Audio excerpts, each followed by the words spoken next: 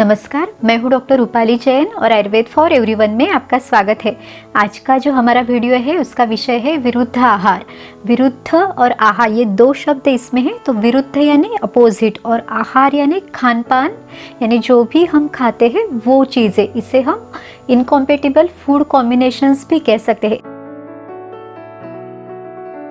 खान पान की कुछ चीज़ें अलग अलग तो बहुत अच्छी है, लेकिन जब उन्हें साथ में मिलाया जाता है तो वो शरीर के वात पित्त कफ इन दोषों को दूषित करती है, इन दोषों को अपने स्थान से हटाती है। इसके साथ ही शरीर के धातुओं को भी दूषित करती है। देखिए आयुर्वेद में सप्त धातु बताए हैं, तो इन धातुओं को भी वो दूषित करती है। इसके साथ ही जो हमारा पाचकाग्नि है उससे विकृत करती है, शरीर में काफ़ी सारी बीमारियाँ उत्पन्न करती है, मेटाबॉलिज्म को डिस्टर्ब करती है, हमारे डाइजेशन से संबंधित कुछ बीमारियां उत्पन्न कर सकती है, या फिर कुछ ऑटो इम्यून डिसीज या त्वचा से संबंधित कुछ विकार भी वो उत्पन्न करती है। तो इन्हें ही विरुद्धाहार कहा जाता है। और ये जो चीज़ें जब ये कंबाइन की जाती है या इनका कॉम्बिनेशन जब सेवन किया जाता है तो ये एक तरह से विष के समान है, और इसीलिए आयुर्वेद में इसका बहुत विस्तार से वर्णन हमें मिलता है।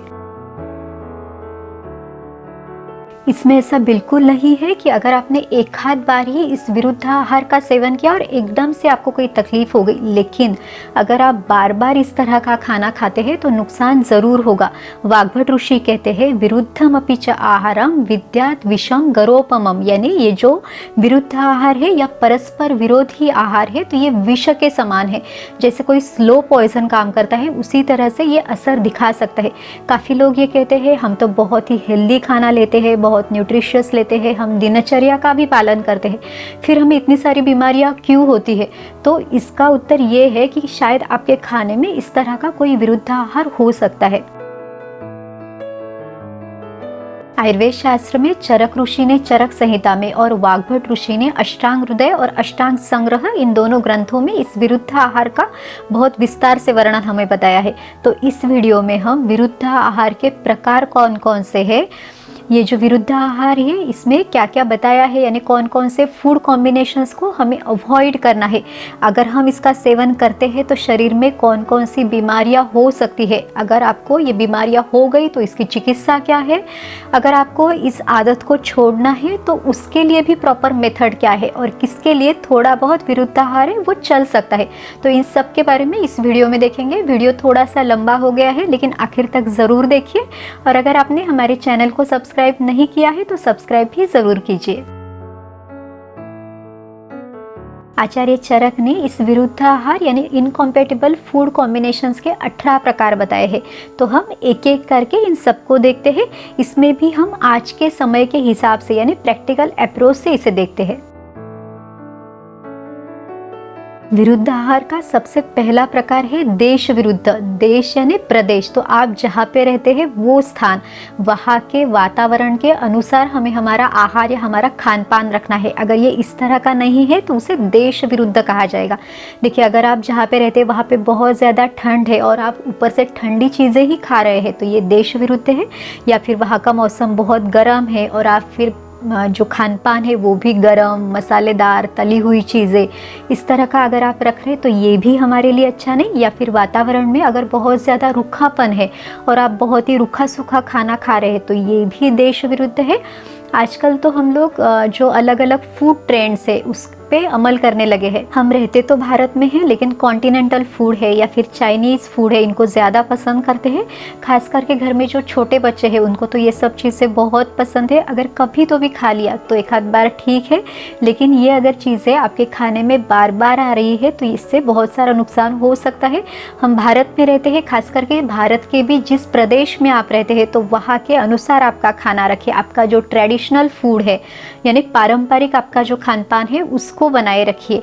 और इसमें भी आप जहाँ रहते हैं वहाँ पे उगने वाला जो अनाज है, वहाँ पे उगने वाले फल है, वहाँ मिलने वाला जो तेल है उसे इस्तेमाल कीजिए, क्योंकि प्रकृति ने खास करके वहाँ के क्लाइमेट के अनुसार हमारे लिए वो बनाए तो वो हमारे लिए सबसे अच्छा है। विरुद्ध आहार का दूसरा जो प्रकार है वो है काल विरुद्ध, यानी जैसा काल यानी जैसा समय चल रहा है तो उसके अनुकूल हमने आहार ना रखना, ये काल विरुद्ध है। जैसे बाहर बहुत ठंडी है और आप कोल्ड ड्रिंक्स है या फिर आइसक्रीम है या कोई भी बहुत ठंडी चीज़ें सेवन कर रहे हैं तो ये काल विरुद्ध है। दूसरा इसका अर्थ है कि जो ऋतु चल रहा है यानी जो मौसम चल रहा है तो उसके अनुकूल आहार ना लेना, यानी जैसे ग्रीष्म ऋतु है यानी गर्मी का मौसम है और उस ऋतु में बहुत ज़्यादा गर्म या तीखा मिर्च मसाले वाला ये लेना, तो ये भी ऋतु के विरुद्ध है, तो इसे भी काल विरुद्ध कहा जाएगा। आयुर्वेद में ऋतुचर्या का बहुत ही विस्तार से वर्णन हमें मिलता है। ऋतुचर्या के बारे में भी हमने वीडियोस बनाए हैं, उसकी लिंक जो है वो डिस्क्रिप्शन में है, आप देख सकते हैं। तीसरा जो प्रकार है वो है अग्नि विरुद्ध। हमारा जो पाचक अग्नि यानी जो जठर अग्नि है उसके अनुकूल हमें खान पान करना चाहिए। अगर इस तरह का खाना हम नहीं खाते तो इसे अग्नि विरुद्ध कहा जाता है। देखिए हर एक की प्रकृति अलग है, तो प्रकृति के हिसाब से अग्नि भी हमारा अलग अलग है। जैसे अगर कोई किसी की वात प्रकृति है तो इनका जो है वे विषम अग्नि है। विषम अग्नि यानी इन्हें कभी भूख लगेगी कभी नहीं लगेगी। जो पित्त प्रकृति वाले व्यक्ति है तो उनका तीक्ष्ण अग्नि है। तीक्ष्ण यानी ये बहुत तेज है, इनको बहुत जल्दी भूख लगेगी और जो खाना वो खाएंगे उसे बहुत जल्दी से उसका पचन भी कर देंगे। जो लोग कफ प्रकृति के हैं उनकी मंद अग्नि है, तो इनको डाइजेशन के लिए भी टाइम लगेगा, भूख भी देर से लगेगी। तो अगर कोई पित्त प्रकृति का है और उसका तीक्ष्ण अग्नि है और वो बहुत कम खाना खाता है या फिर उपवास करता है तो ये अग्नि विरुद्ध है। और वही जो कफ प्रकृति वाला व्यक्ति है जिसे भूख नहीं लगी है फिर भी वो खाना खाता है तो ये भी उसके लिए अग्नि विरुद्ध है। तो हमेशा अग्नि का विचार करके अच्छी भूख लगने पर ही हमें खाना खाना चाहिए। इसी के साथ जो उम्र की अवस्था है यानी युवावस्था में भूख अच्छी रहती है तो आप खा सकते हैं, लेकिन जो बाल्यावस्था या वृद्धावस्था है इसमें अग्नि के बारे में थोड़ा सा ध्यान रख के आहार का सेवन करना चाहिए। चौथा प्रकार है मात्रा विरुद्ध, यानी कुछ चीज़ें साथ में तो चल सकती है लेकिन इनका जो डोज है या फिर जो इनकी क्वांटिटी है उसका ध्यान रखना बहुत ज़रूरी है। तो देखिए शहद और घी को कभी भी समान मात्रा में यानी सम प्रमाण में इक्वल क्वांटिटी में कभी नहीं लेना चाहिए। अगर इस तरह से आप लेंगे तो ये मात्रा विरुद्ध है। लेकिन अगर समझिए आप शहद को 2 चम्मच और घी को 1 चम्मच या फिर घी 2 चम्मच और शहद 1 चम्मच इस तरह से असमान मात्रा में इसका सेवन करते हैं तो ये चल सकता है। पांचवा प्रकार है वो है साथ में विरुद्ध। देखिए आपके प्रकृति के अनुकूल जो है, जो आपके लिए सूटेबल है वो आपके लिए साथ में है। अब समझिए कोई कफ प्रकृति का व्यक्ति है और उसके लिए उसको तीखा रस बहुत पसंद है, लेकिन ये जो तीखा रस है वो उसके शरीर में कफ को बैलेंस करता है, इसलिए उसे वो साथ में हो गया है और उसके लिए वो अच्छा भी है। इस तरह के व्यक्ति को अगर आप बहुत ज़्यादा मीठा खाना देंगे तो ये जो मीठा रस है ये उसके शरीर में कफ को बढ़ाएगा और उसके लिए साथ में नहीं है, तो इसे साथ में विरुद्ध कहा जाएगा। जो छठा प्रकार है वो है दोष विरुद्ध। अगर हम शरीर में जो वात पित्त कफ ये 3 दोष है उन दोषों का विचार न करते हुए अगर हम खान पान करते हैं तो ये दोष विरुद्ध है। अब जैसे किसी की वात प्रकृति है तो वात के जो गुण बताए हैं उसमें बताया है तत्र रुक्षो लघु शीतः खरः सूक्ष्मश्च जलो अनिलः। तो जो वात प्रकृति वाला व्यक्ति है उसके शरीर में रूखापन यानी रुक्षता रहेगी, उसे ठंडी बहुत जल्दी रहेगी, लघुत्व यानी ये भी गुण बताए हैं। तो इस तरह के व्यक्ति ने हमेशा जो खाना है वो स्निग्ध यानी चिकनापन जिस खाने में हो, खाना गर्म हो, इस तरह का खाना उसने सेवन करना चाहिए। तो अगर ये वात प्रकृति का व्यक्ति अगर हमेशा रूखा सूखा या ठंडा खाना खाता है तो ये दोष विरुद्ध है। सातवां प्रकार है वो है संस्कार विरुद्ध। देखिए खाना बनाते समय जो प्रोसेस की जाती है उसे संस्कार कहा जाता है। अगर ये संस्कार यानी ये जो प्रोसेस है ये हमारे लिए अनुकूल ना हो तो उसे संस्कार विरुद्ध कहा जाता है। तो शहद को गर्म करना संस्कार विरुद्ध कहा जाएगा।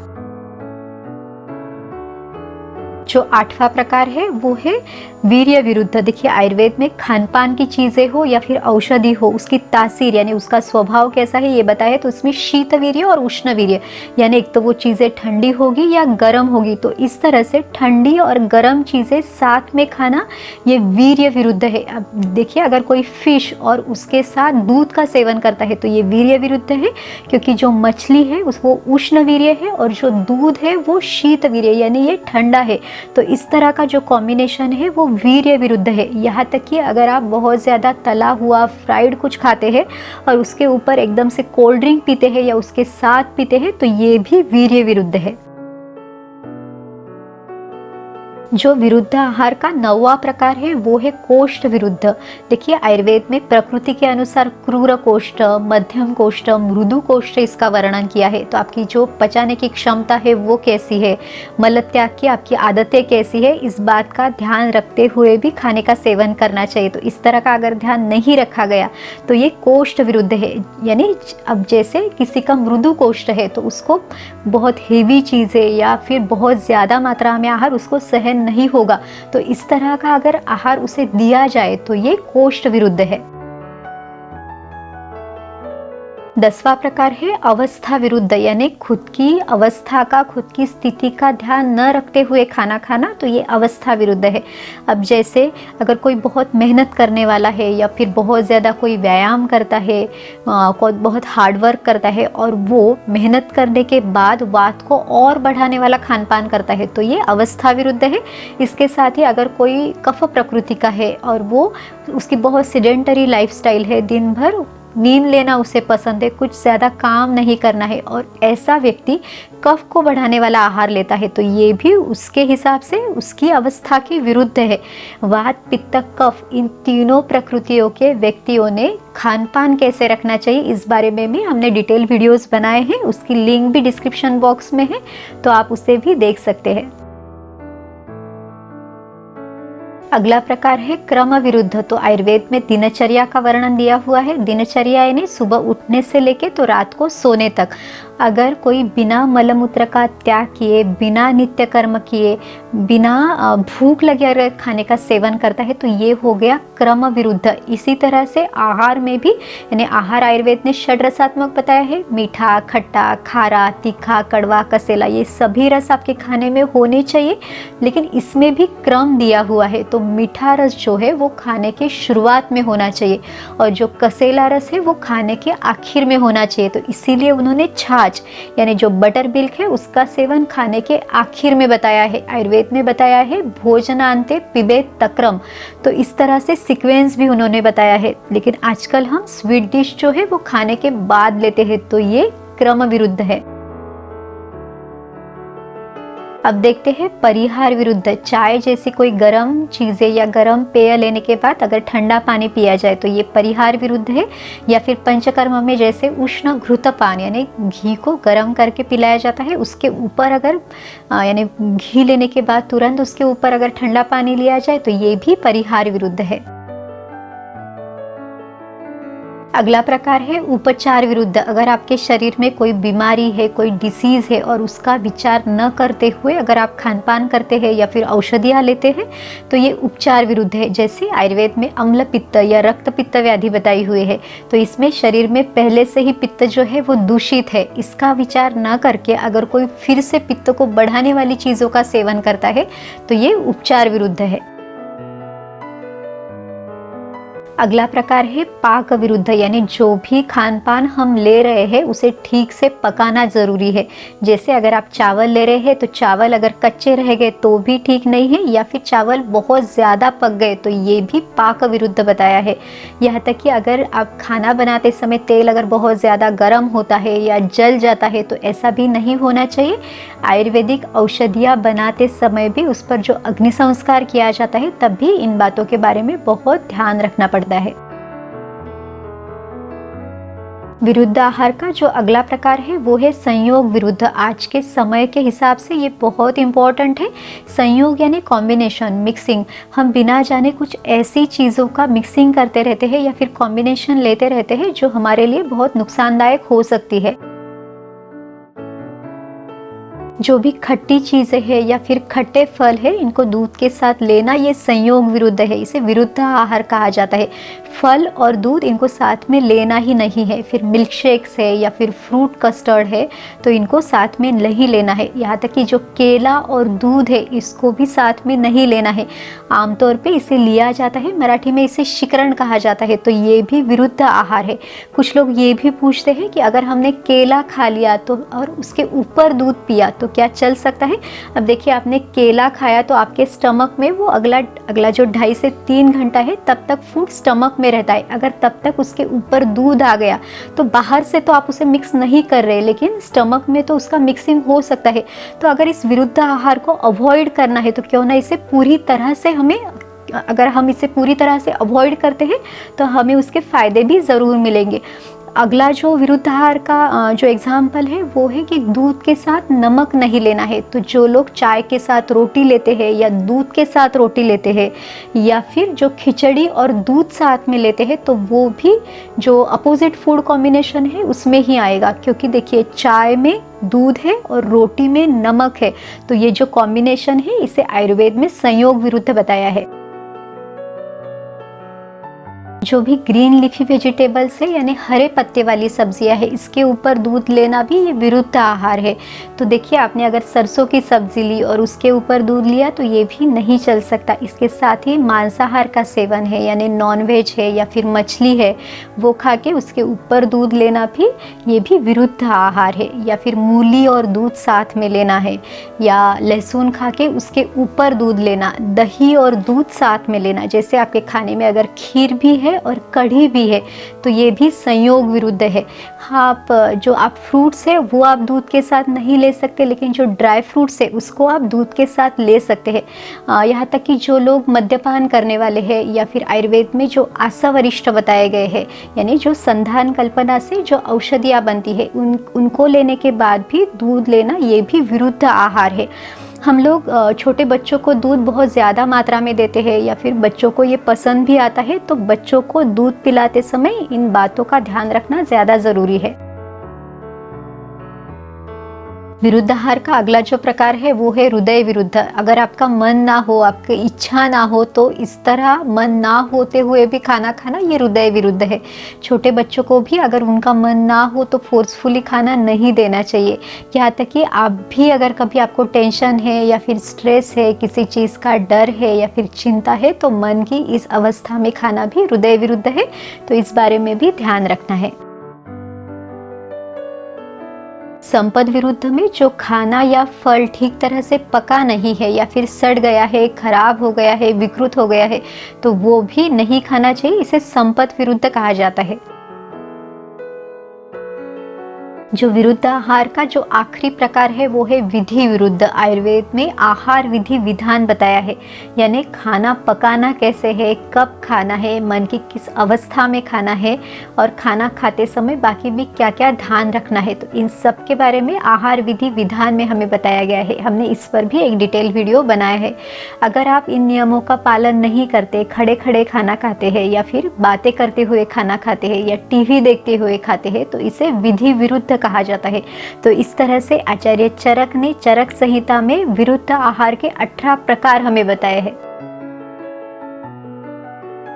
अगर ये अब तक बताए गए विरुद्ध आहार का सेवन आप बार बार करते हैं तो उससे होने वाली बहुत सारी बीमारियां भी आयुर्वेद में बताई है।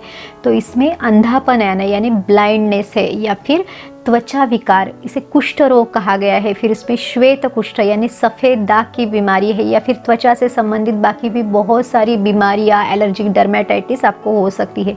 यहाँ तक कि डाइजेशन से संबंधित भी काफ़ी सारी बीमारियां हो सकती है, फिर चाहे वो अम्लपित्त हो या फिर आपको ग्रहणी रोग हो या फिर पचन से संबंधित बाकी भी व्याधि है, पेट फूलना है, अजीर्ण है, इस तरह की बीमारियां हो सकती है। इसके साथ ही पांडु रोग यानी शरीर में खून की कमी होना, ये भी हो सकता है, या फिर बार बार बुखार आना, सर्दी रहना, या फिर भगंदर व्याधि जिसे फिशुला कहा जाता है, तो वो भी हो सकता है। इसके साथ ही वंध्यत्व भी हो सकता है, या फिर विकृत संतान की प्राप्ति यानी संतान में जन्मतः कुछ डिफॉर्मिटी हो सकती है, या फिर कुछ व्यंग रह सकते हैं, कुछ जेनेटिक चेंजेस हो सकते हैं, यहाँ तक कि विष के समान मृत्यु भी हो सकती है। तो इस तरह से बहुत सारी बीमारियां इस विरुद्धान्न के सेवन से हो सकती है। तो हमें इससे ज़रूर खुद का बचाव करना है। अगर आपको ये विरुद्ध आहार छोड़ना है तो इसे छोड़ने की प्रोसेस भी बताई गई है। देखिए, अब जब आप बार बार इसका सेवन करते हैं तो आपके शरीर के लिए ये साथ में हो जाता है, यानी सूटेबल हो जाता है। तो एकदम से अगर आप इसे छोड़ेंगे तो आपको तकलीफ हो सकती है। इसलिए आयुर्वेद में इसे छोड़ने की विधि भी बताई है। तो आपको चौथा भाग यानी 1/4 या फिर 16वां भाग इसे छोड़ते जाना है और उसकी जगह पे पथ्यकर चीज़ें यानी जो हमारे लिए अच्छा खान पान है उसको हमारे खाने में उसका समावेश करते जाना है। तो इस तरह से इसे छोड़ना है। अगर विरुद्ध आहार से आपके शरीर में कोई तकलीफ है या कोई बीमारियां है तो उसकी चिकित्सा का यानी उसके ट्रीटमेंट का भी वर्णन आयुर्वेद में मिलता है। सबसे पहले तो विरुद्ध आहार का सेवन करना ही नहीं है, लेकिन अगर जाने अनजाने में ये चीज़ें आपसे सेवन आपने की है तो आयुर्वेद में इसके लिए पंचकर्म चिकित्सा बताई है। तो वमन या विरेचन करके शरीर की शुद्धि करना उन्होंने इस चिकित्सा में बताया है।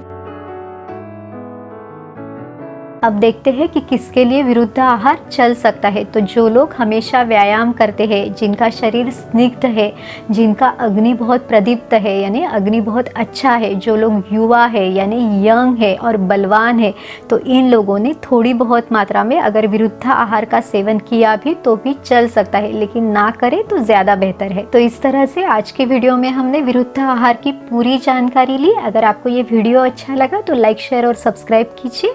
फिर मिलेंगे अगले वीडियो में। आयुर्वेद को अपनाइए, स्वस्थ रहिए। नमस्कार।